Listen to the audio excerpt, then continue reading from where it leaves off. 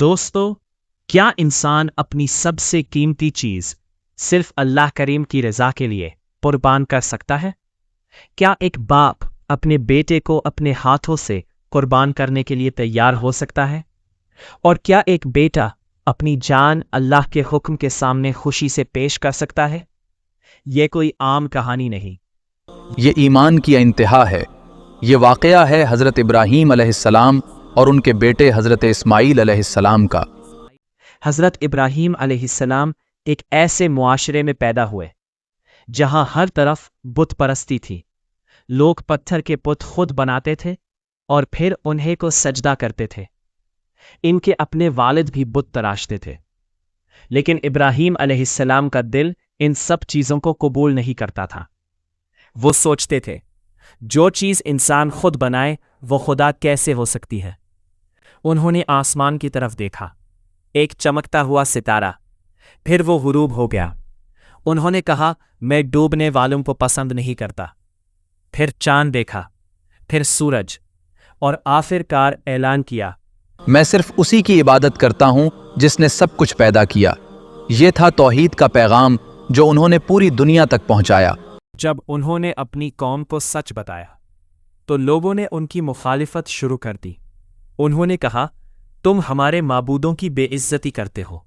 ایک دن حضرت ابراہیم علیہ السلام نے تمام بت توڑ دیے سوائے ایک بڑے بت کے۔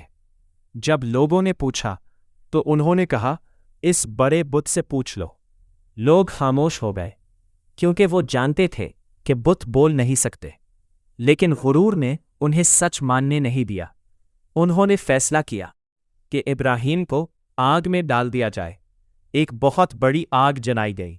لیکن جب حضرت ابراہیم علیہ السلام کو اس میں ڈالا گیا تو اللہ نے حکم دیا، اے آگ ٹھنڈی اور سلامتی والی ہو جا، اور وہ آگ ٹھنڈی ہو گئی۔ اس کے بعد حضرت ابراہیم علیہ السلام نے ہجرت کی اور اللہ کے دین کو پھیلانے کے لیے نکل پڑے۔ وقت گزرتا گیا، لیکن ان کے دل میں ایک خواہش باقی تھی، اولاد کی خواہش۔ انہوں نے دعا کی، اے میرے رب، مجھے نیک اولاد عطا فرما۔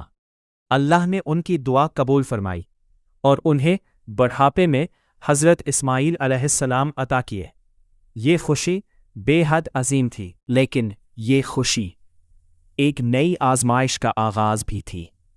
مکہ کی وادی میں چھوڑنے کا حکم۔ اللہ نے حکم دیا کہ وہ اپنی بیوی حضرت ہاجرہ اور ننھے اسماعیل کو ایک ویران وادی میں چھوڑ آئیں۔ یہ جگہ آج مکہ کہلاتی ہے۔ جب وہ انہیں چھوڑ کر جانے لگے تو حضرت ہاجرہ نے پوچھا، کیا یہ اللہ کا حکم ہے؟ جب انہوں نے ہاں کہا تو انہوں نے جواب دیا، پھر اللہ ہمیں ضائع نہیں کرے گا۔ یہ الفاظ توکل کی سب سے بڑی مثال ہے۔ زمزم کا معجزہ۔ پانی ختم ہو گیا، بچہ پیاس سے رونے لگا، ایک ماں کا دل بے چین ہو گیا۔ حضرت ہاجرہ صفا اور مروہ کے درمیان دوڑنے لگیں۔ ایک بار، دو بار، 7 بار، اور پھر اللہ نے کرم کیا، زمین سے پانی کا چشمہ پھوٹ نکلا، زمزم۔ یہ معجزہ آج بھی جاری ہے۔ کعبہ کی تعمیر۔ سال گزرتے گئے اور حضرت اسماعیل جوان ہو گئے۔ پھر اللہ نے حکم دیا کہ وہ دونوں مل کر خانہ کعبہ تعمیر کریں۔ وہ پتھر اٹھاتے اور دعا کرتے، اے ہمارے رب، ہماری یہ خدمت قبول فرما۔ یہ گھر صرف ایک عمارت نہیں بلکہ ایمان کا مرکز ہے۔ سب سے بڑی آزمائش۔ جب حضرت ابراہیم علیہ السلام نے خواب دیکھا کہ وہ اپنے بیٹے کو قربان کر رہے ہیں، انہوں نے بیٹے سے کہا، بیٹا، میں نے خواب میں دیکھا ہے کہ میں تمہیں قربان کر رہا ہوں، تمہاری کیا رائے ہے؟ حضرت اسماعیل علیہ السلام نے جواب دیا، ابا جان، آپ حکم پورا کریں، آپ مجھے صبر کرنے والوں میں سے پائیں گے۔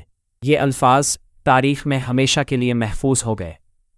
یہ فیضان نظر تھا یا کہ مکتب کی کرامت تھی؟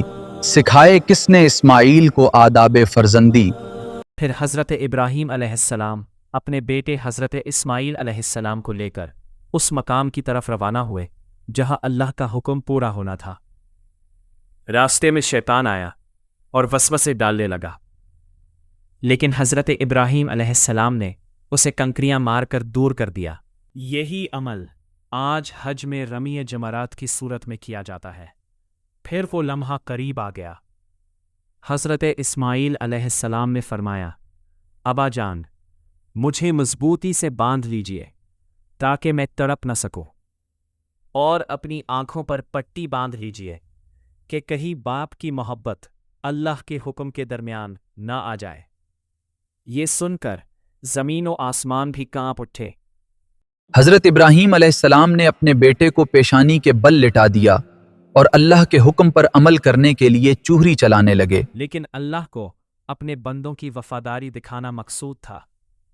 حضرت اسماعیل علیہ السلام کو بچا لیا گیا اور جنت سے ایک عظیم مینڈھا بھیج دیا گیا۔ آواز آئی، اے ابراہیم، تم نے اپنا خواب سچا کر دکھایا۔ پھر حضرت ابراہیم علیہ السلام نے اللہ کے حکم سے اس مینڈھے کی قربانی دی۔ یہی وہ عظیم واقعہ ہے جس کی یاد میں آج پوری امت مسلمہ عید الاضحی پر قربانی کرتی ہے۔ نبی کریم علیہ السلام نے فرمایا، قربانی حضرت ابراہیم علیہ السلام کی سنت ہے۔ یہ عظیم واقعہ ہمیں سکھاتا ہے کہ اللہ کی رضا کے لیے ہر چیز قربان کی جا سکتی ہے۔